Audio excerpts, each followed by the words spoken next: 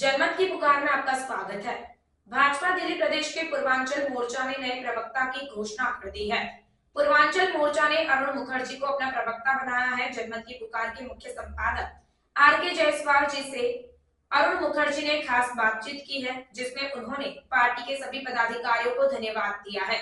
आगे क्या कुछ कहा, सुनिए। नमस्कार, मैं आर.के. जायसवाल और आप देख रहे हैं जनमत की पुकार। भारतीय जनता पार्टी ने दिल्ली प्रदेश मोर्चा की घोषणा कर दी है। उसी कड़ी में पूर्वांचल मोर्चा के नाम में एक सूची में अरुण मुखर्जी जी का नाम है, पूर्वांचल मोर्चा के प्रवक्ता। बहुत बहुत बधाई मुखर्जी जी बहुत बहुत आपको। धन्यवाद आपका और आप सब आपके सभी दर्शकों का। और मैं कृतज्ञता प्रकट करता हूँ हमारे शीर्ष नेतृत्व के कि जिन्होंने मुझे इसके लायक समझा और बनाया। बहुत बहुत धन्यवाद। पूर्वांचली बन गए हैं मुखर्जी जी, अब आप पूर्वांचल में जैसे आ गए अब आप। मैं कानपुर का रहने वाला हूँ और कानपुर के पास से ही पूर्वांचल शुरू होता है और इसलिए मैं कानपुर का ही विद्यार्थी परिषद की मेरे है, मैं संघ का स्वयंसेवक रहा और विद्यार्थी परिषद के कार्यकर्ता रहा। स्वदेशी जागरण मंच में मैं अखिलवादी कार्यकारिणी के सदस्य रहते हुए क्षेत्र संपर्क प्रमुख का दायित्व रहा मेरे पास उत्तर पूर्व भारत नॉर्थ ईस्ट का। तो इस कारण से मैं पूर्वांचली तो पहले से ही हूँ, उसमें कुछ बात नहीं। मुखर्जी जी, पूर्वांचलियों को किसी समय दिल्ली में हे दृष्टि से देखा जाता था, पूर्विया बिहारी करके उनको संबोधित किया जाता था। ये पूर्विया बिहारी बंगाली एक ऐसे शब्द हैं जो लोगों को गाली देने के लिए दिए जाते थे। किसी को बंगाली भी कह दिया जाता था, किसी को बिहारी कह दिया, किसी को पूर्वांचली कह दिया जाता था, पूर्विया कहा जाता था। लेकिन आप यदि देखेंगे तो देश में सबसे ज़्यादा आईएएस इसी वर्ग से निकलता है। मजदूर से लेके सीईओ तक इस वर्ग से निकलता है, जिसको पूर्वांचली कहा जाता है। और देश को सबसे पहला वैज्ञानिक पूर्वांचलियों ने ही दिया था। तो पूर्वांचल का इतिहास बहुत बड़ा है। उस बीच में कुछ लोगों ने, कुछ पार्टी के 75 साल के जो कुशासनों ने पूर्वांचलियों को दबाने का प्रयास किया, उनको सिर्फ मजदूर के रूप में दिखाने का प्रयास किया, जो अब ख़त्म हो गया। अब नाम की कोई पूर्वांचली बिहारी बंगाली नहीं कहता है, क्योंकि इस 10 साल की सरकार ने, मोदी जी की सरकार ने सबको बराबर का स्थान दिया है। मुखर्जी साहब, दिल्ली के प्रगति में पूर्वांचलियों का बहुत बड़ा योगदान है, कैसे देखते हैं? दिल्ली की प्रगति में नहीं, देश के सभी महानगरों की प्रगति में पूर्वांचलियों का सबसे ज़्यादा योगदान है। पूर्वांचल ही मजदूर रहा, पूर्वांचली इंजीनियर रहा और पूर्वांचली उस बनाने वाले कंपनी का सीईओ भी रहा है। इसलिए पूर्वांचलियों का योगदान तो सारे महानगरों में, दिल्ली क्यों लेते, पूरे देश के सभी महानगरों को बनने में है।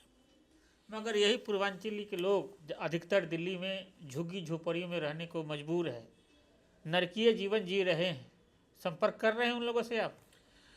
आपको शायद मालूम हो, हमारे प्रदेश अध्यक्ष यशस्वी नीरज तिवारी जी पहले झुग्गी झोपड़ी प्रकोष्ठ के संयोजक थे। उन्होंने झुग्गी झोपड़ी पे जितना काम किया है, आज तक के इतिहास में किसी भी राजनेता ने आज तक काम नहीं किया। और आज भी वो झुग्गी झोपड़ियों पे हम लोग बहुत काम कर रहे हैं। बहुत से झुग्गी झोपड़ी वालों को हमने पक्का मकान दिलाया है और आगे भी दिलाएंगे। कुछ लोग, तथाकथित लोग, जो झुग्गी झोपड़ी के नाम पे वसूली गैंग चलाते थे, उनका वसूली भी हमने बंद कराया और आगे भी बंद कराएंगे। कहा जाता है जिधर पूर्वांचल झुकता है उधर सरकार बन जाती है, और 3 बार से अरविंद केजरीवाल उन्हीं के दम पर, पूर्वांचलियों के दम पर मुख्यमंत्री बने हुए हैं। जिन पूर्वांचलियों के दम पे वो मुख्यमंत्री बने थे, उन्हीं पूर्वांचलियों के दम पे वो हटेंगे भी। और 2024-2025 ही आपके सामने आएगा कि पूर्वांचलियों के दम पे ही भारतीय जनता पार्टी देश में, दिल्ली के अंदर सारे लोकसभा में और 2025 में विधानसभा में केजरीवाल का सफाया करेगी। ये मैं आपको वादा करता हूँ। पक्का एकदम जा रहे हैं? पूर्वांचलियों से संपर्क वगैरह हो रहा है आपका, या ऐसे ही सरकार बन जाएगी? पूर्वांचलियों से संपर्क तो मेरा पहले से ही था। मैं अभी, आप तो जानते ही हैं कि मैंने बंगाली समाज की काफ़ी लड़ाइयाँ लड़ी हैं और आप देखने वाले हैं इस चीज़ को। पूर्वांचलियों की काफ़ी लड़ाई लड़ी गई है। इसलिए मैं पूर्ण विश्वास के साथ कहता हूँ कि इस बार के पूर्वांचल के लोग भारतीय जनता पार्टी को वोट देंगे और केजरीवाल को जड़ से हटा देंगे। कोई दिल्ली उनका जड़ था और दिल्ली से ही वो ख़त्म होंगे, ये मैं आपको वादा करता मुखर्जी साहब पहले पूर्वांचलियों को कोई भाव तक देता नहीं था। जी साहब भारतीय जनता पार्टी और कांग्रेस की बात करते हैं, केजरीवाल जी ने पूर्वांचलियों को भाव दिया तब जाकर मुख्यमंत्री की कुर्सी तक पहुँचे हैं। तो अब दूसरी पार्टियां भी पूर्वांचलियों को भाव दे रहा है, पूर्वांचलियों के लोगों को मान सम्मान दे रहा है, ऐसा नहीं मानते आप?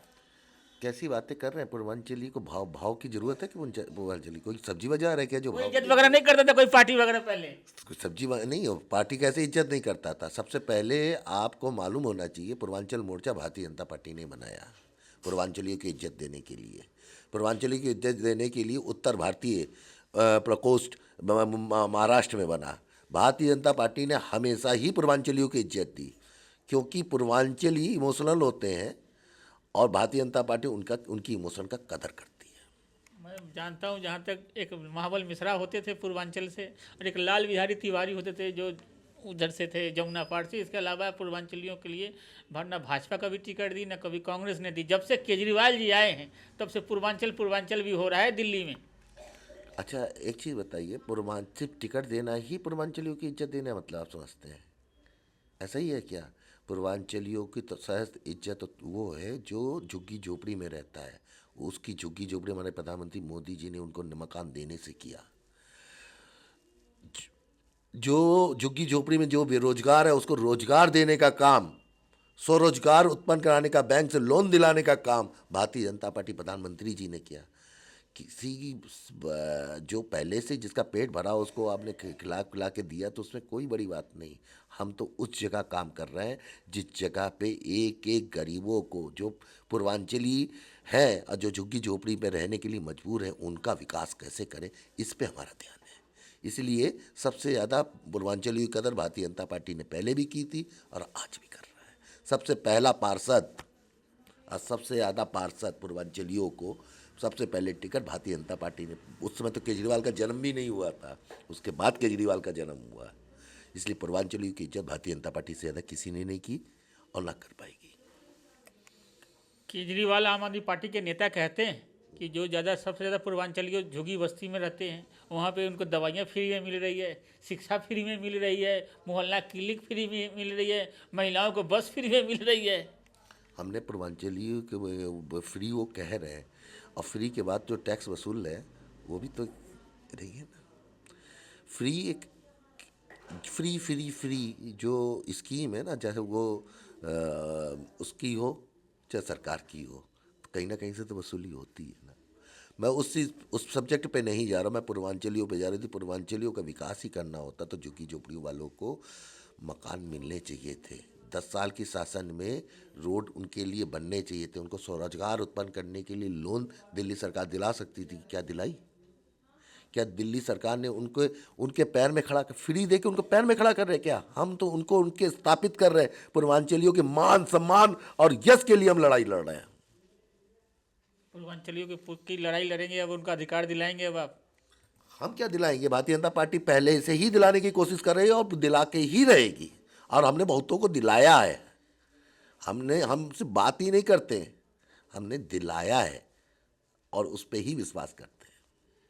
जिस तरीके से अरविंद केजरीवाल के पार्टी आम आदमी पार्टी जगह जगह, पहले तो मैं हूँ केजरीवाल, अब जन संवाद, जनता से सीधा संवाद कर रहे हैं कि इस्तीफा दे देना चाहिए, जेल से ही सरकार चलानी चाहिए। कैसे देखते हैं? बहुत भीड़ भाड़ लग रही है उस जनसभा में। एक बार अटल जी एक कार्यक्रम में गए, वहाँ 10 लाख से ऊपर भीड़ हुई, तो लोगों ने अटल जी से अनुरोध किया कि आप यहाँ से चुनाव लड़ लीजिए। तो अटल जी ने कहा मैं यहाँ चुनाव नहीं लड़ूंगा। लोगों ने कहा अरे देखिए 10 लाख लोग आए हैं। बोले ये पब्लिक तो देखने आती है, क्योंकि मैं अच्छा वक्ता हूँ इसलिए सुनने आती है। तो केजरीवाल को देखने कुछ लोग आते कि नौटंकी कैसे हो रही, नौटंकी देखेंगे भी तो, लेकिन वोट उनको नहीं मिलेगा। और इस बार केजरीवाल लोकसभा में और विधानसभा में करारी हार का सामना करना पड़ेगा, ये मैं आपको वादा कर चुका हूँ पहले। अच्छा मुखर्जी साहब, पूर्वांचल की बात हो रही है, भगवान राम भी वहीं से पूर्वांचल से ही आते हैं और माता सीता जानकी जो मिथिलांचल है वो सारे पूर्वांचल से ही आते हैं। कैसे देखते हैं? राम मंदिर बन रहा है, बन गया, उद्घाटन होने वाला है, प्रधानमंत्री स्वयं जा रहे हैं उद्घाटन करने के लिए। आपने कार सेवा वगैरह भी की थी जहाँ तक मुझे जानकारी है। कितने खुश है, कितने गदगद हैं? मेरे जीवन का तो मैंने सोचा ही नहीं था कि मैं अपने जीवन में राम मंदिर बनते हुए देखूंगा। ये हमारे लिए बहुत बड़ा इमोशंस का विषय है, क्योंकि मैं 13 साल की उम्र में कारसेवा में गया था। वहाँ मैंने देखा किस तरीके से लोग थे, मैं उसकी वर्णन भी नहीं कर सकता। आज भी जब मेरे आंखों के सामने से गुजरता है, वो किस तरह धराशायी हुई विवादित ढांचा, और उस विवादित ढांचे से ढहा कलंक जो आज पूर्ण रूप से मिट गया। जो कलंक हमारे जीवन से पूर्ण रूप से मिटा, वो 22 जनवरी को राम लला के आने पे होगा। इसलिए पूरे देश में दीपावली मनाई जाएगी। हिंदू समाज इसको दीपावली के रूप में मना रहा है, और हिंदू ही नहीं, जो भारत में रहने वाला हर भारतीय, क्योंकि राम केवल हिंदुओं के नहीं है। आपको मालूम है, इंडोनेशिया मुस्लिम राष्ट्र होने के बावजूद भी वहाँ के सबसे पहला जो मानते हो रामलीला 1 महीने तक चलती है। तो राम सबके हैं और हम सब राम के हैं। तो राम पर अर्पण समर्पण जीवन बहुत ही अच्छा दिख रहा है, और लग रहा है कि पहली बार इस देश में हिंदुओं के ऊपर लगा हुआ एक कलंक हटा, और काशी मथुरा की बारी है। अच्छा, काशी मथुरा। हाँ बिल्कुल बिल्कुल, काशी मथुरा को कोर्ट में पूरी प्लानिंग रहती है, जैसे एक हो जाए तो दूसरी हो जाएगी, कैसे आगे करना है, पूरी प्लानिंग है आप लोगों की। उससे आगे भी कुछ प्लानिंग है क्या?